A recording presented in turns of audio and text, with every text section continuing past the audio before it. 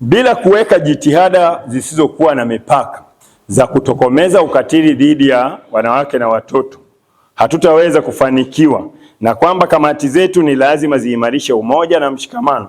Na namna gani ya kufanya ndiyo hii tumeanza sasa.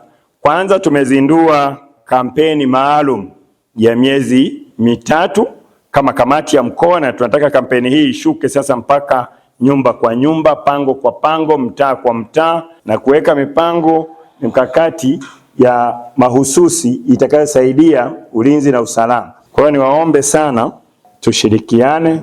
Nadhani umoja ni nguvu na utengano ni dhaifu. Kwa kipindi cha Januari Machi, matukio ya ukatili tuliyoshughulikia, matukio ya kingono kwa watoto ilikuwa ni 28. Ulawiti watoto wa kike walikuwa 8, watoto wa kiume 3. Ukatili wa kimwili watoto wa kike 6, watoto wa kiume 6. Ukatili wa kihisia watoto wa kike 24, watoto wa kiume 6. Utelekezaji ilikuwa ni watoto 20. Hiki ni kipindi cha Januari Machi kwa watoto. Lakini kwa wakubwa, matukio ya ukatili wa kimwili ilikuwa wanawake 49, wanaume 15. Ubakaji ilikuwa ni wanawake 21. Ulawiti ni wanawake 17. Kihisia wanawake 80 na wanaume 26.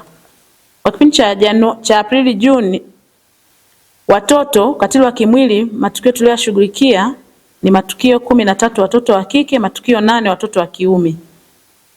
Kingono eneo la ubakaji watoto 34. Ulawiti watoto wa kike walilawitiwa ni 4 na mtoto wa kiume 1. Kihisia watoto wa kike 36, watoto wa kiume 4. Utelekezaji ni watoto 25. Kwa upande wa wakubwa, ukatili wa kimwili wanawake 57, wanaume 17. Ubakaji ni wanawake 13. Ulawiti 0. Kihisia wanawake 62 na wanaume 19.